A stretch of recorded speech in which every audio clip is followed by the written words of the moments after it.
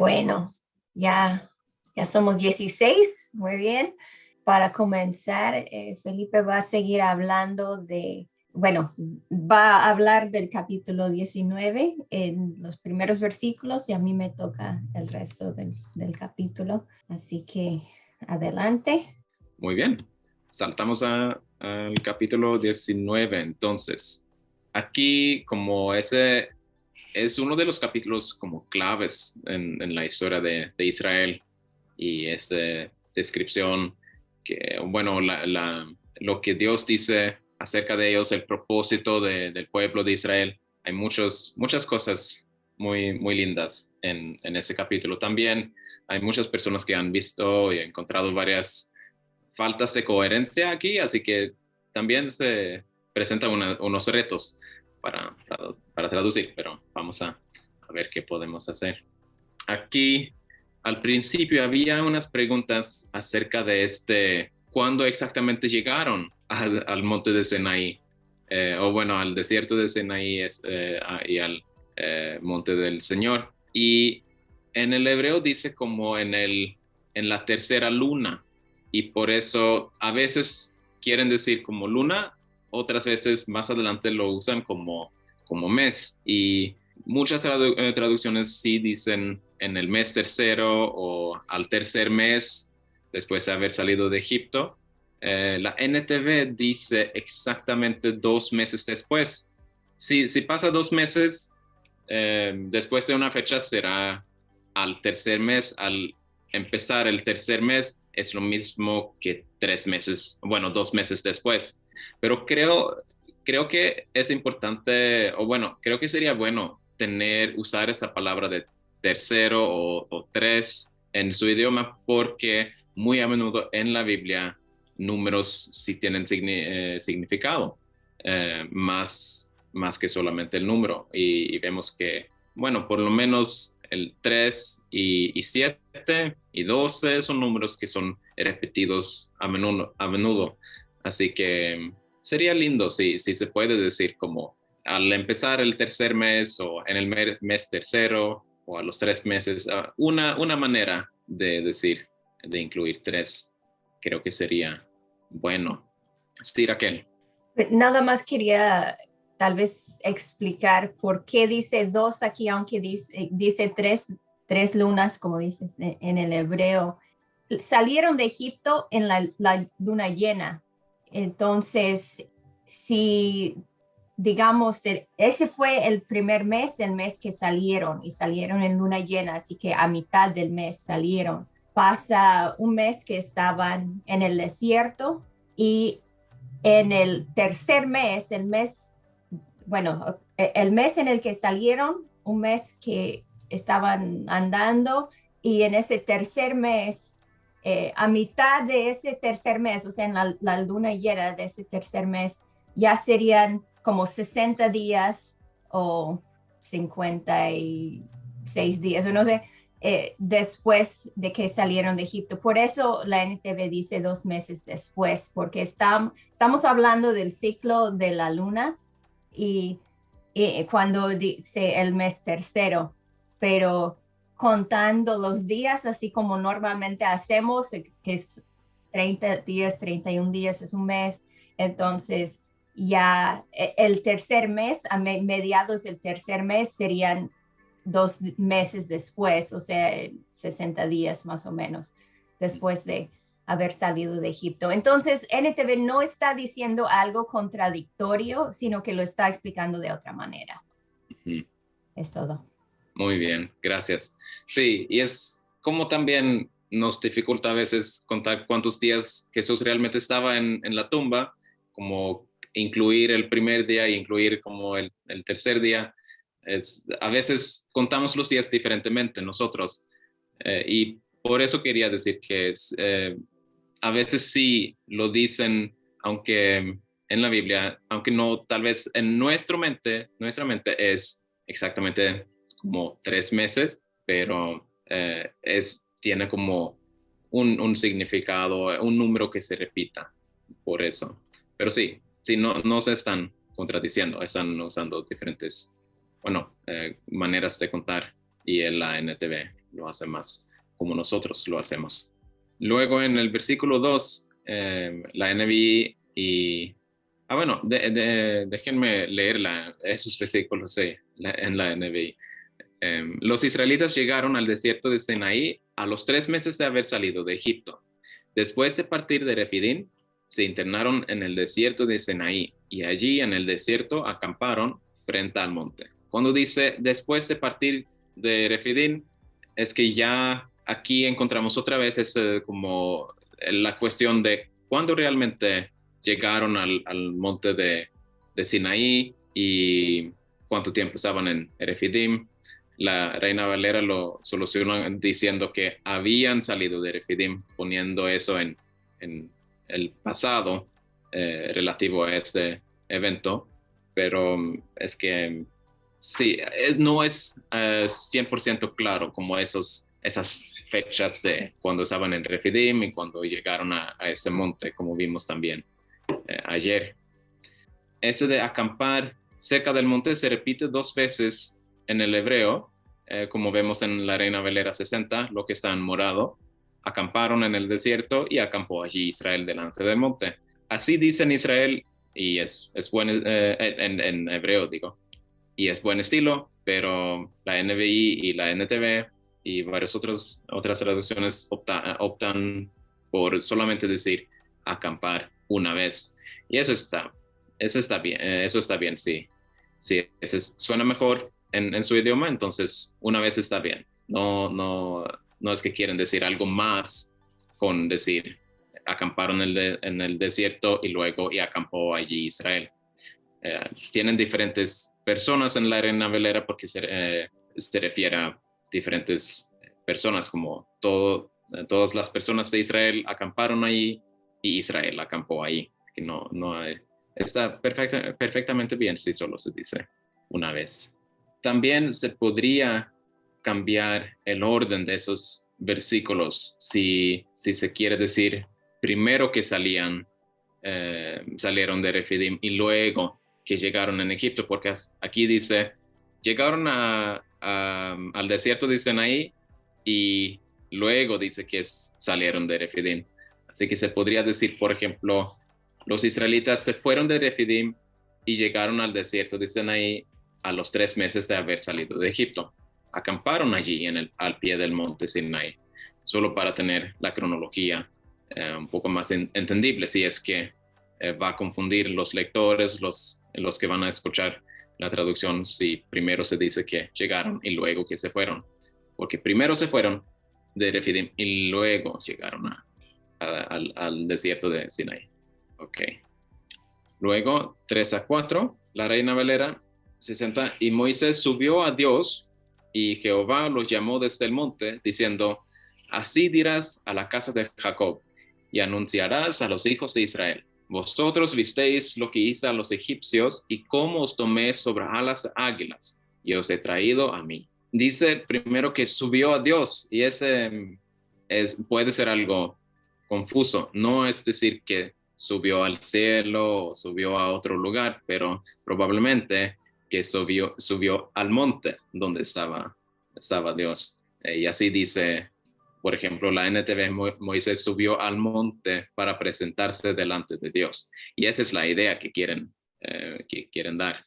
Así que tengan cuidado que no dé a entender su traducción que subió al cielo y luego regresó de ahí o algo así. No, es que subió al monte. Y cambian en la primera oración, dice que subió a Dios y luego dice que Jehová o el Señor lo llamó. No es que no tiene ninguna como... Se refiere a Dios, al Señor, pero cambian cómo se refiere a Dios y eso hacen a veces en la Biblia, pero no, que yo sepa, no hay ninguna como razón para eso. Se refiere al mismo y tal vez fue 2 diferentes tradiciones que fueron unidos y así lo dejaron, los que lo editaron y escribieron. Luego, así dirás a la casa de Jacob. Creo que ya ha sido comentado sobre eso. Si la casa de Jacob o el pueblo de Jacob la familia de Jacob. Hay varias maneras de traducirlo, pero todo se refiere a los israelitas. Así que usen la manera natural y que ya han usado para referirse de ellos. Jacob era uno de los patriarcas, que era el padre de los 12 tribus. Así que no, solo es una manera que usen para referirse a los israelitas. Y luego la instrucción que le dio a Moisés Dios es que primero dice, así dirás a la casa de Jacob y anunciarás a los hijos de Israel. Es como dos líneas poéticas que dice lo mismo.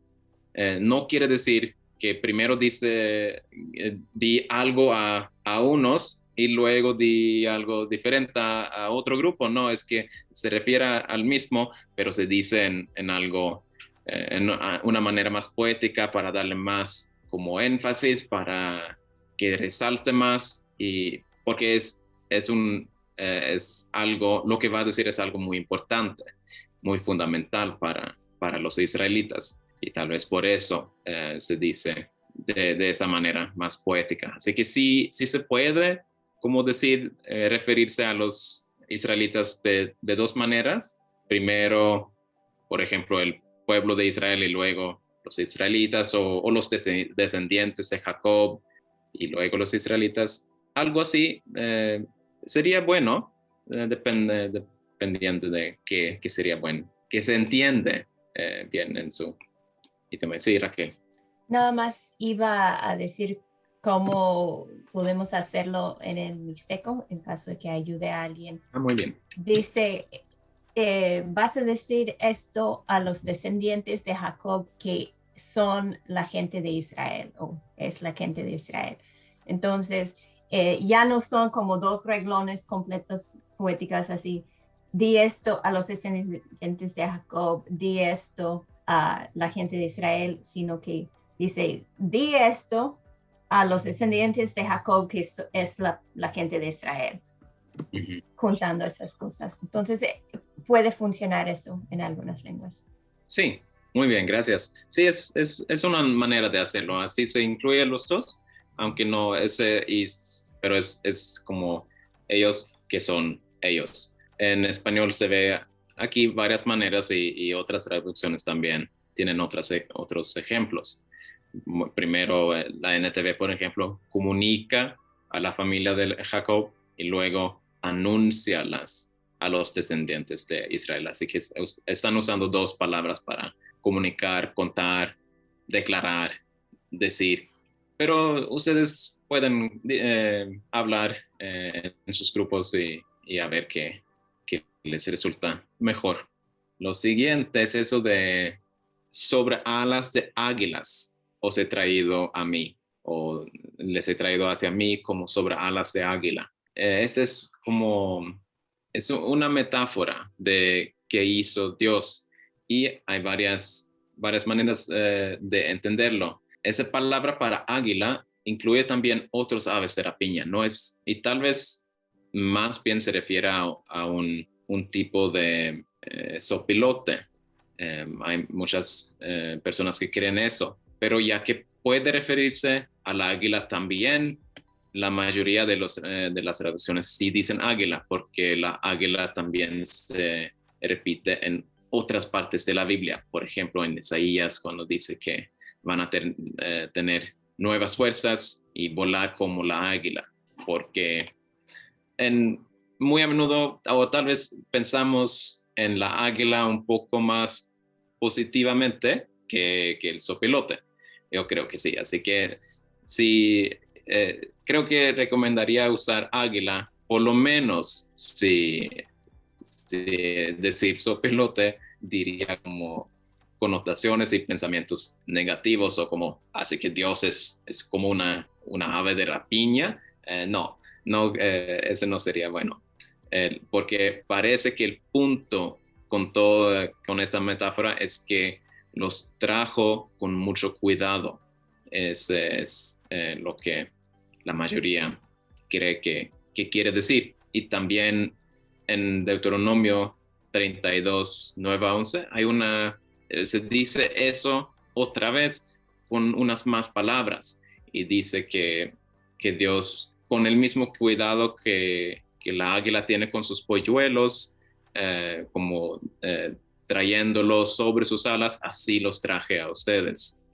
Así que usé unas palabras más y parece por lo menos ahí que se trata de traerlos con mucho cuidado. Ese es lo que veo que la mayoría de los comentarios dicen y así lo traducen. Así que sí se puede.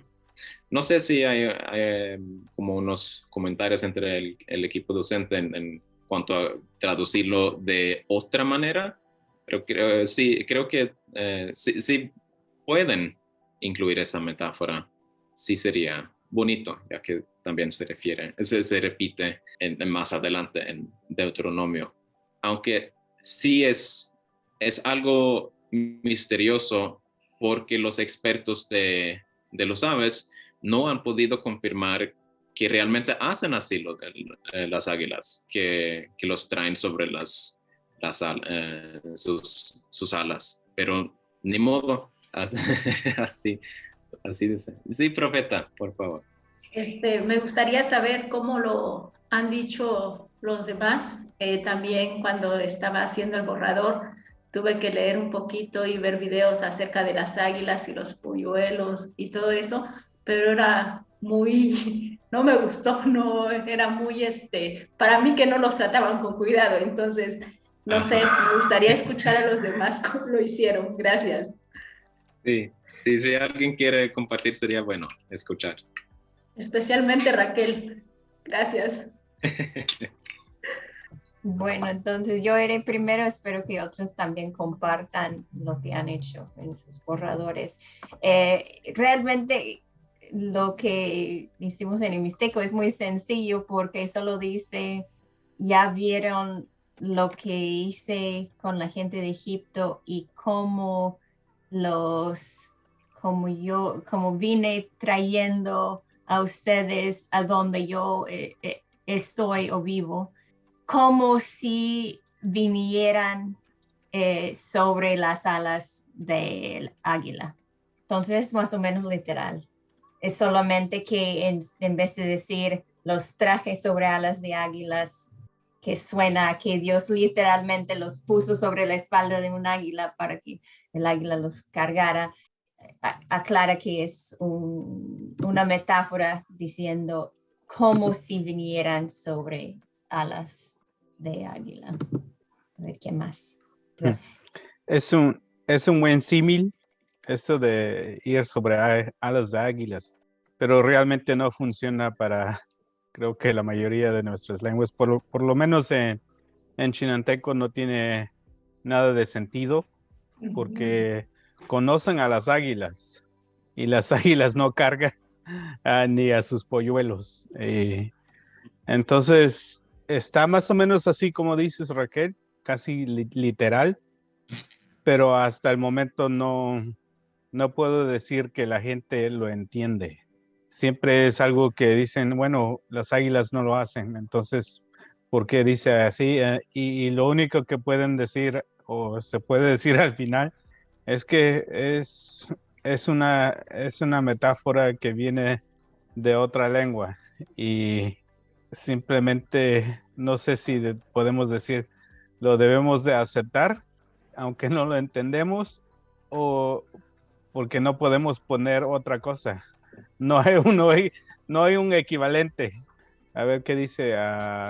Lo tengo aquí, dice, sí, los traje. Yo los saqué de esa tierra y los traje aquí o hacia aquí, refiriéndose Dios a donde Moisés está hablando con Dios, en esa parte, a ese monte, digamos. Dice, los traje aquí como si estuvieran o como si estuvieran volando sobre alas de águilas. Así lo tengo yo. Muy bien. Mi manera de ver este versículo, no conozco casi nada de águila, no sé nada de águila, pero nada más al leerlo lo entendí fue por la seguridad que ellos tenían con Dios, porque el ejemplo de estar en las alas de un águila, el águila vuela tan arriba, no les puede pasar nada, nadie puede matarlos o hacerlos sufrir en un sentido cuando están así en las alas de un águila. Una persona, bueno, es imposible, ¿no? Pero digo, si un pájaro o algo así estuviera en las alas del águila, no puede pasar nada a que está arriba. Entonces, la seguridad, la forma de protegerlos, y si algo les pasara, el águila se defendía sus polluelos, y de esa manera tomé yo la figura. No lo tomé que cuando sucede o como sucede, sino es la comparación de tan arriba que vuela un águila que nadie puede hacerle nada al que va en sus alas. Entonces, en mi traducción también está casi literal o iliteral, ¿no? Pero digo, así lo llegué a entender, porque pues por más que ve uno los comentarios, no hay comentarios que te dicen lo que tú piensas o lo que tú crees o lo que tú sientes que es más a lo que dice la metáfora, ¿no? Entonces, por eso así lo he pensado, y desde que lo leí así, lo entendí, y pues es lo que puedo decir. Muy bien, gracias, Joaquín. Chris iba a comentar también. Tenía su mano. Está bien, casi igual como dice Joaquín. Cuando lo leo, pienso como un traslado por helicóptero, más en la rapidez. Sí sé que en Deuteronomio el enfoque más es el cuidado, pero aquí es como el milagro de estar esclavos y ¡pum!, de repente ya están en otro lado. Ok, muy bien, gracias. ¿Hay alguien más que quiere comentar o compartir lo que tienen? Lo chistoso de esto es que no podemos usar aves de rapiña en los salmos. cuando tenemos metáforas parecidas, ¿no? Donde Dios los cuida bajo alas de águilas o bajo alas de aves de rapiña. Sí. ¿No? O bajo las alas de los sopilotes. Sí, no suena tan bien. Entonces, ¿usan pollos o qué usan para los salmos? Bueno, como esto de águilas, como decían ustedes, realmente no dice claramente si es águila o es ave de rapiña. Entonces ya es una tradición del mundo occidental que se traduce como águila, porque eso es lo que ya la gente, como dijo Joaquín y el hermano Chris, ahora ya lo entienden por esas tradiciones que hemos tenido de las culturas occidentales. Y nosotros que no tenemos esa cultura occidental, todavía no lo hemos integrado bien. Lo entendemos, pero por estar traduciendo, leer algo de la Biblia, algunas cosas así. Pero personas que no tienen contacto o no entienden el mundo occidental, pues no tiene un gran sentido la metáfora. Entonces, se ha estado adoptando y poco a poco creo que algunos están entendiendo, así como dice Joaquín, pero no es, digamos, no es lo primero que uno sabe o no es tan claro a primera vista o a la primera lectura, principalmente para personas que no conocen nada de la Biblia. Así Sí. que cuando decimos, a ver, algo que sea natural y que sea claro para la persona y que lo entiendan a la primera vez que lo lean, y siendo no cristiano, pues no se va a entender, realmente no. Sí, así presenta un reto en cuanto a cómo entenderlo. Y tal vez, bueno, pero no he visto ninguna traducción que no tiene esta metáfora.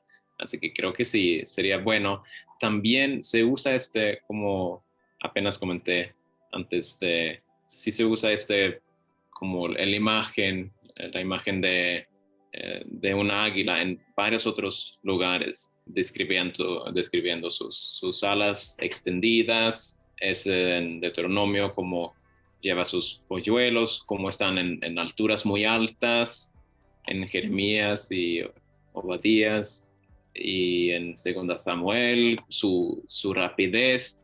Así que se usa esta imagen varias veces con diferentes enfoques a través de la Biblia, y por eso creo que sería bueno incluirlo aquí y ver más adelante cómo en la Biblia misma se desarrolla esta imagen. Parece que a los israelitas las águilas o potencialmente los opilotes, probablemente, bueno, un ave grande, probablemente el águila les impresionó por varias maneras. Ese es lo que dice un comentario. Otro comentario dijo que los egipcios también tenían un dios en forma de una diosa, más bien, en forma de sopilote, creo. Sopilote. Halcón creo que era Osiris. Sí, tal vez. Sí, que era la diosa protectora de la parte alta de Egipto, más o menos donde estaban los israelitas. Y si eso es lo que tenían en mente también, da otra base para interpretarlo como de manera de protección, que como esa diosa era de protección aún más, Dios los estaba protegiendo y trayendo. Pero en cuanto a traducirlo, creo que sería bueno incluirlo, aunque es difícil de entender, y tal vez con más tiempo leyendo los demás descripciones de águilas más adelante en la Biblia, tal vez se va a entender más. Sí, Raquel. Pues estaba pensando en lo que comentó Will, de que esas cosas son difíciles de entender para los que no son de la cultura occidental, y como las escrituras tampoco fueron escritas dentro de la cultura occidental, sino que la cultura occidental se formó teniendo ya las escrituras, pero otras cosas que afectaron la manera en la que las escrituras son interpretadas. Entonces, por ejemplo, debido a la cultura occidental y la manera de ver las águilas y los opilotes, se traduce siempre águila y no sopilote en español, porque los opilotes son mal vistos, ¿no? Pero tal vez en otra cultura no es mal vista, entonces se podría traducir como sopilote. Pero bueno, o sea, no la interpretación que encontramos en las culturas occidentales no siempre son las correctas.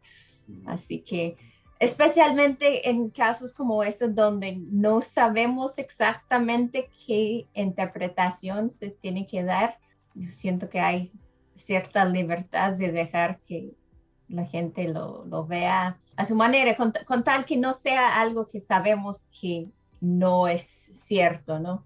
Que si sabemos que, por ejemplo, tomarlo sobre alas de águila y lo van a tomar muy literal, bueno, eso no es lo que está diciendo, entonces no traducir para que lo entiendan literalmente, pero si lo entienden como algo de rapidez o de volar alto o cualquier otra cosa que sea algo positivo, me parece que está bien.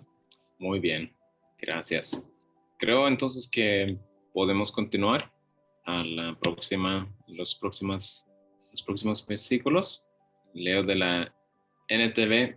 Ahora bien, si me obedecen y cumplen mi pacto, ustedes serán mi tesoro especial entre todas las naciones de la tierra, porque toda la tierra me pertenece. Ustedes serán mi reino de sacerdotes, mi nación santa. Este es el mensaje que debes transmitir a los hijos de Israel. Al principio ponen aquí la NTV, ahora bien, como una manera de introducir un nuevo punto, un nuevo desarrollo. y la Reina Valera también hace esto, porque también en el hebreo dice ahora, y es como para introducir el próximo paso, lo que sigue. Y luego dice, si me obedecen y cumplen mi pacto, o en la NBI, si ahora ustedes me son del todo obedientes y cumplen mi pacto, y la Reina Valera es decir, diereis oído a mi voz y guardaréis mi pacto. Como la idea es como escuchar atentamente a Dios y obedecerlo, escuchar y hacer según dice Dios, y luego cumplir el pacto, guardar el pacto.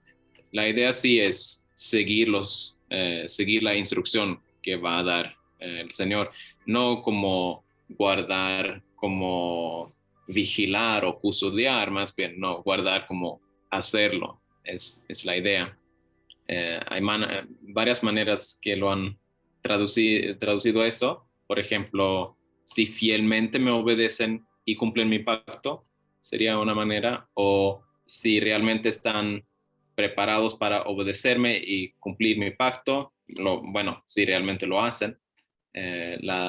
Dios habla hoy, dice, si ustedes me obedecen en todo y cumplen mi alianza, ese acuerdo, el pacto. Sí, la tela dice, si ustedes obedecen mi pacto y cumplen con la parte que les toca.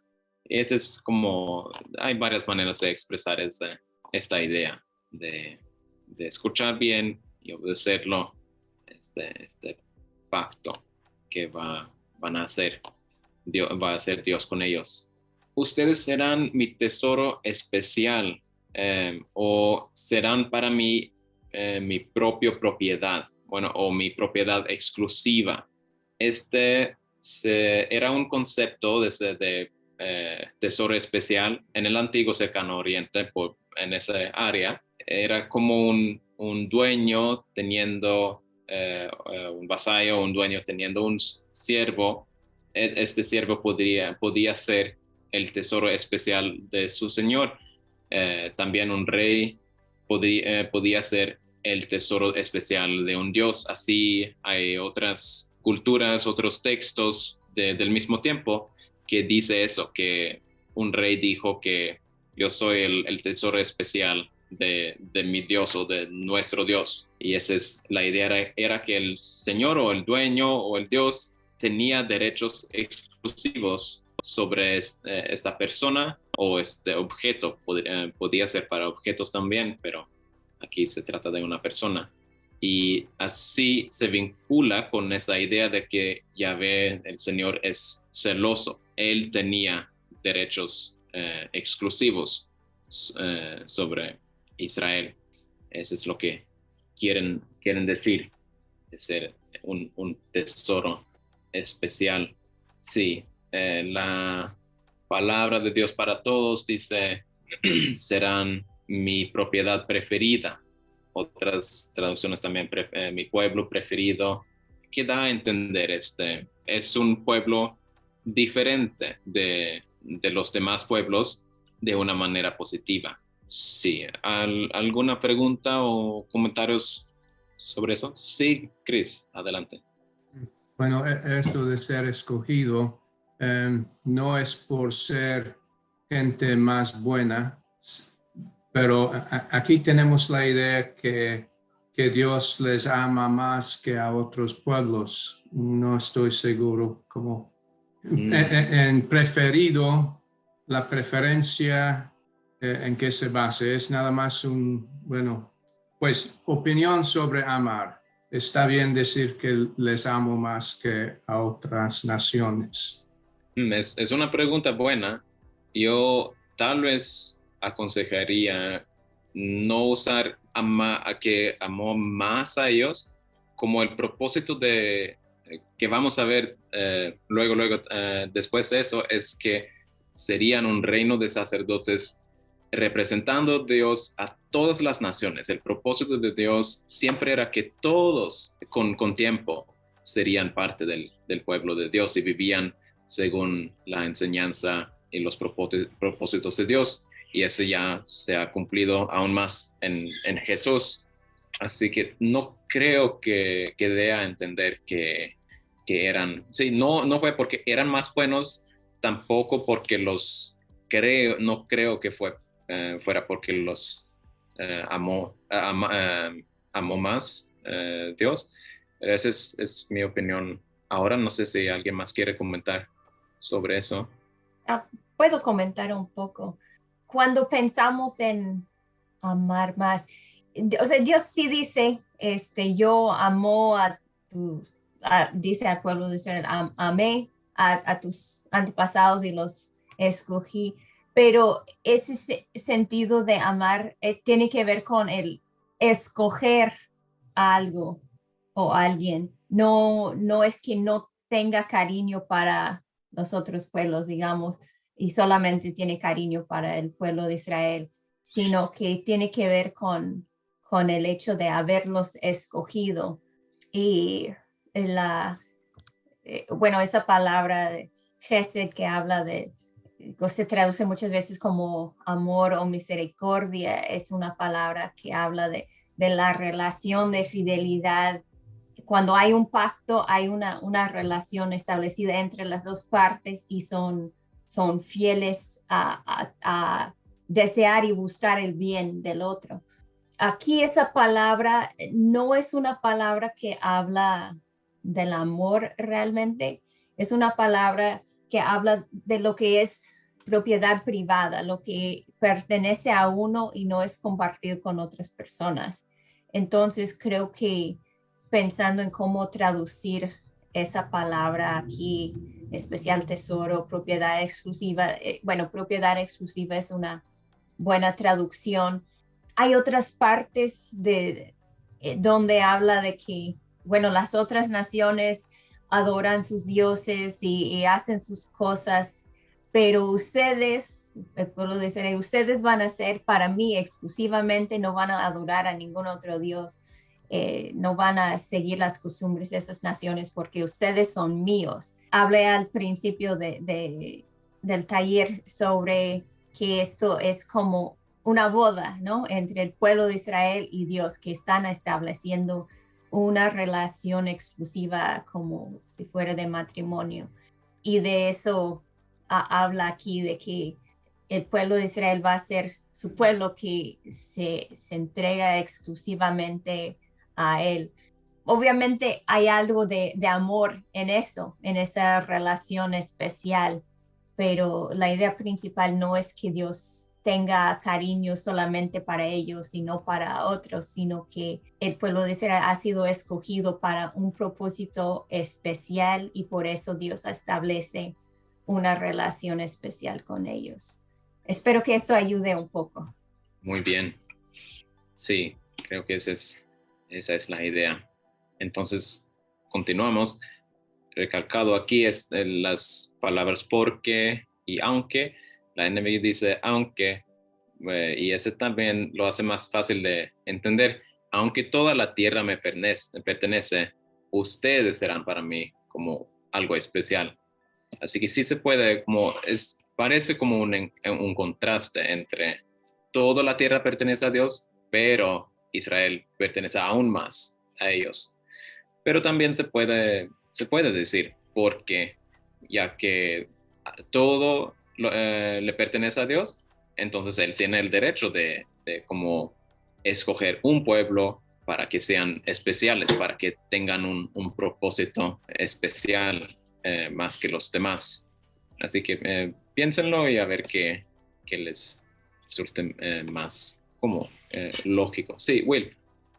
Me pregunto si está bien decir, porque ustedes son bueno, en chinanteco decimos los que están en mis manos, quiere decir protegido, exclusivo, de propiedad de esa persona. Entonces, si digo, aquí Dios dice, si ustedes obedecen al trato que hemos hecho, ustedes serán las personas o la gente que están en mis manos, o sea, mis protegidos, más que todos los demás. Porque la oración que sigue también dice, todos son míos, toda la tierra es mía, todos los pueblos son míos, pero ustedes son exclusivo, entonces ahí nosotros decimos están en mis manos, o no sé si hay, a lo mejor otros pueden decir son de mi propiedad exclusiva, o son de mi propiedad y no comparto con los demás. Bueno, eso me ayudó a mí. Sí, suena como una manera buena de hacerlo. Creo que en el Mixteco, para comunicar esa idea de propiedad exclusiva, pusimos van a ser un pueblo que va a ser solamente de mí, solamente mío, algo así. Apartado para mí, tal vez, sí, ¿no? Sí, ese nos trae al próximo, la próxima cosa que quería comentar, sobre la cual quería comentar, ese de gente santa, un reino de sacerdotes y una nación santa, es de ser apartado. La TLA dice, bueno, ese de santo, se apartarán de todo. Pero bueno, primero es este de reino de sacerdotes, y eso no solamente aparece aquí, sino también en el Nuevo Testamento. Así que ya supongo que lo han visto antes, por ejemplo, en Primera de Pedro 2:5 y 9, ahí está hablando Pedro sobre esos versículos. Y está diciendo que ahora ese no simplemente es para los descendientes físicos de Jacob, sino para todos los que creen y siguen a Jesús. También se ve en Apocalipsis 1:6, 5:10 y 26, capítulo 20, versículo 6. Así que aparece varias veces en el Nuevo Testamento, de manera que puedan checar cómo lo han traducido el reino de sacerdotes. Y porque es algo clave en la Biblia, ese de ser tanto sacerdote como reino. Y la idea viene hasta de Génesis, de que los Adán y Eva serían como los sacerdotes, los que representan a Dios para toda la creación. La idea de ser como sacerdotes, ser los que representan a Dios a la creación y a los demás, es una idea que va a través de toda la Biblia. El TLA dice aquí, ustedes serán mis sacerdotes, o bien los que me representan ante todo el mundo. Y eso explica ante quién son sacerdotes, ante los demás pueblos, ante todo el mundo. Y su rol era el de mediar la gracia de Dios a todos los pueblos del mundo y a toda la creación. Ese de ser sacerdotes, un reino de sacerdotes, que ese era su rol. No sé cómo se han traducido, no sé cómo recomendar eso de cómo traducir reino. Supongo que ya han hablado sobre eso. No sé si alguien quiere compartir cómo han traducido, bueno, tanto un reino de sacerdotes como una nación santa. Si alguien quiere compartir, tal vez sería de provecho para todos.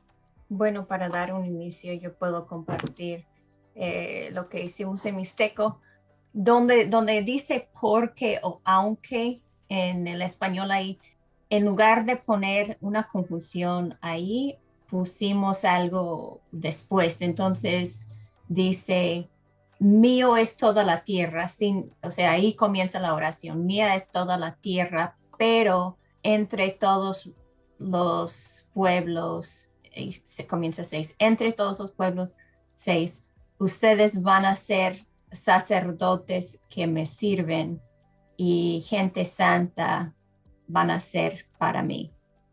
Sé que muchas lenguas no tienen una palabra para santo, pero bueno, realmente lo de reino, solamente lo único es que ustedes van a ser sacerdote o sacerdotes, no hay plural y singular en el Mixteco. Ustedes van a ser sacerdote que me sirve y van a ser gente santa. A lo mejor habría una forma de meter un poco más la idea de ser gobernado por un rey, pero sería muy complicado.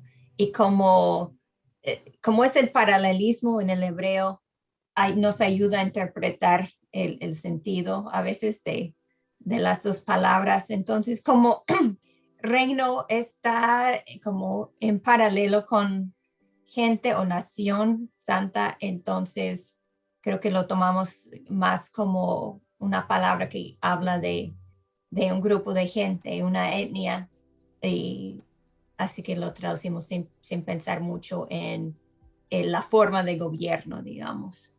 ¿Alguien más? Siempre hay más, solamente que quisiera dar oportunidad a los demás. Bueno, ya que no quieren hablar, precisamente estaba pensando sobre este punto de reino y mi pregunta es, según lo que yo entiendo, en reino no se refiere a el área donde gobierna alguien, como su reino es su territorio, sino un reino se refiere ahí a un grupo de personas. Y no sé si estoy bien. Entonces, mi traducción quedó, ustedes serán un grupo de sacerdotes, gente apartada para mí, en vez de santos. Ajá. Porque tomé la palabra reino de forma que no es literal, no quiere decir que una extensión, no está refiriéndose el territorio que dominaron los israelitas después de conquistar Canaán, sino refiriéndose a las personas, a la gente. Pero no estoy tan seguro si está bien así o no. Creo que sí está bien en el contexto, habla de las naciones, entre todas las naciones y nación santa. Son palabras que hablan de grupos de personas y no tanto de territorio. Cuando dice toda la tierra me pertenece, lo podríamos entender como hablando de terreno, pero creo que también lo podemos entender como una manera de referir a todos los pueblos de la tierra, toda la gente. A ver, Elizabeth. Bueno, nada más viendo que sí, en ese contexto, compáralo con nación, se ve más como gente, pero también se nota que Dios en hacer este pacto con ellos, Él se les convierte en su rey, porque ellos cuando piden rey que llegue a ser Saúl, Dios dice, yo soy tu rey, ustedes me están desechando con esto. Y entonces se ve que Dios sí habla de su mismo como rey de ellos, pero no tanto en ese contexto necesariamente. Muy bien, un buen comentario. Cristóbal, adelante. Nada más que tiene que ver con 1 de Pedro 2:9, ¿no? Podemos comparar nuestra traducción. Eso, mientras él regresa, eso es algo que yo he estado batallando un poco con esas ideas, ¿no? Por ejemplo, aquí tal vez no está hablando de territorio o de un reino donde tienen un rey, pero en el progreso, como el progreso de la revelación, va cambiando esas ideas y se va adaptando o fueron adaptando otras ideas y después ya hablaba de reino, pero abarcando territorios o ya tenían rey. Entonces, a veces digo, si traduzco reino de la misma forma en todos los casos, no va a tener mucho sentido. Entonces, por una parte hay que traducirlo consistente, pero también hay que ver todo el contexto y progreso de la revelación. A veces, porque no es lineal, pensando, empezó en Génesis hasta el final de Antiguo Testamento, no es lineal así, sino cada libro abarca diferentes tiempos y se entrelazan. Sí, el manual de las sociedades bíblicas dice que ese concepto de reino va a ser difícil de expresar en varios idiomas y en esos casos sería suficiente con pueblo o nación, dicen ellos.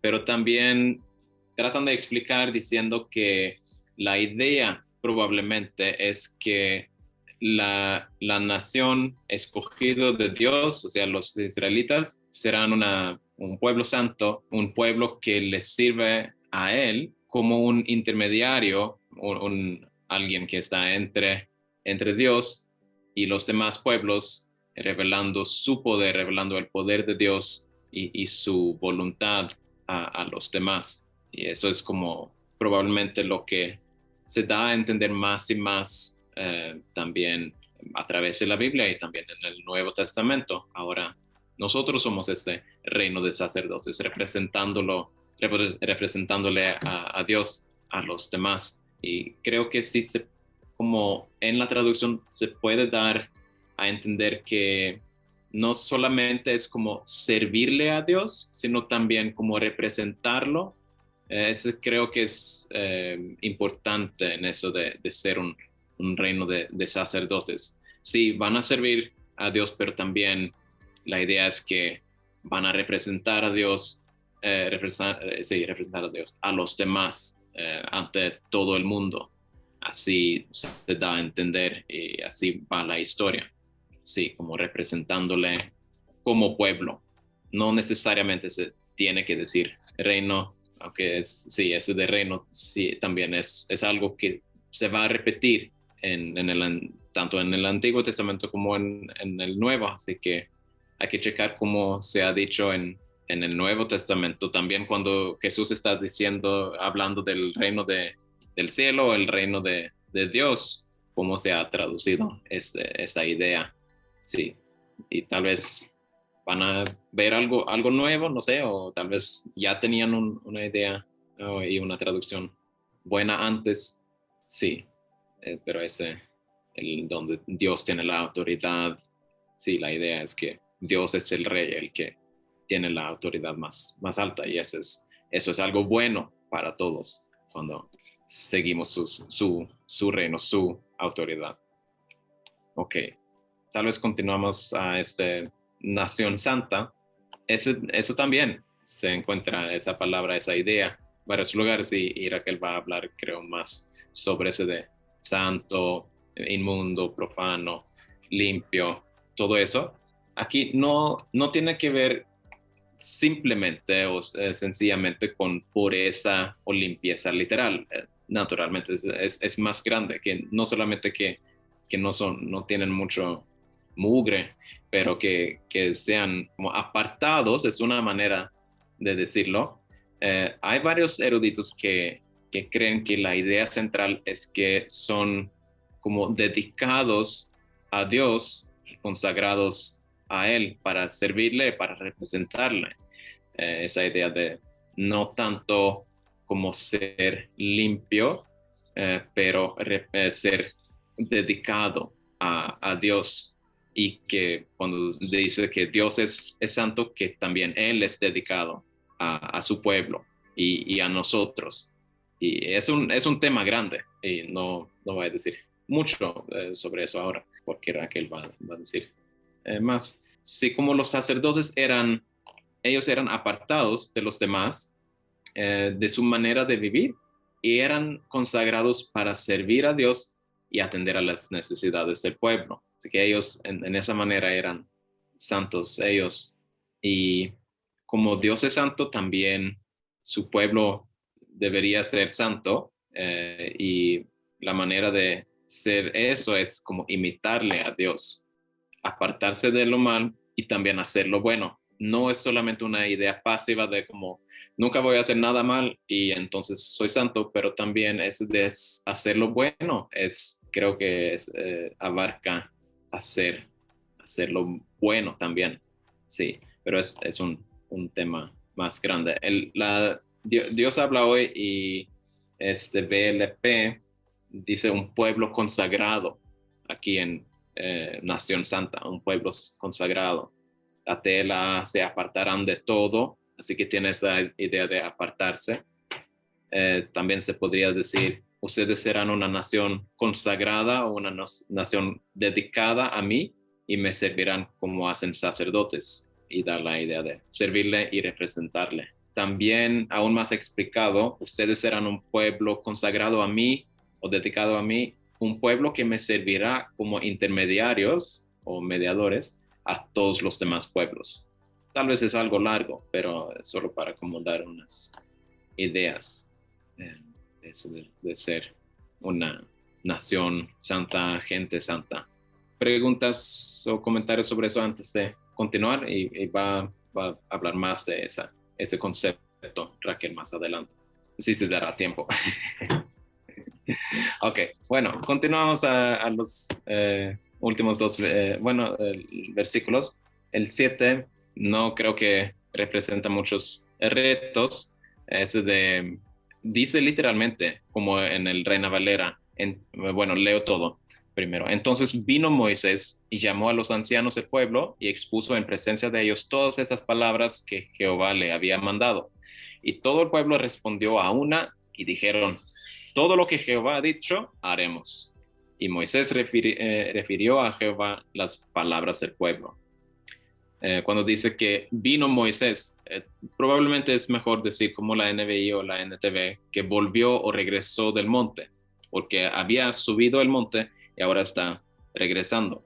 Dependiendo, por supuesto, de la perspectiva. Parece que la Reina Valera tiene la perspectiva de los israelitas que están abajo esperando a que viene Moisés, pero creo que en el contexto fluye mejor diciendo algo como regresó del monte o volvió Moisés, porque se había ido y ahora está regresando al pueblo y diciendo lo que Dios había dicho al pueblo, y ellos responden todos de acuerdo a una sola voz, que van a cumplir y hacer lo que Dios ha dicho. No sabemos exactamente a qué se refiere, o como todo lo que Jehová ha dicho. Probablemente es eso el propósito general, de ser una nación santa y sacerdotes para él, porque todavía no se ha dado ninguna otra ley. Así que probablemente se refiere al propósito que Dios tenía para ellos y que están de acuerdo con eso. Sí, ese es tanto 7 y 8, no me di cuenta. Sí, a ver, sí, ese de haremos todo lo que el Señor ha ordenado, tal vez fue como una respuesta común para hacer tratados o pactos. Así que esa es la idea, que sí, están de acuerdo. Sí, lo último es que Moisés regresa al Señor para dar la respuesta, aunque podemos pensar que Dios ya sabía lo que habían dicho, pero así dice. No creo que hay más cosas muy difíciles aquí, así que, pero si tienen alguna pregunta sobre esos versículos, entonces adelante. Es todo lo que tenía para esos versículos.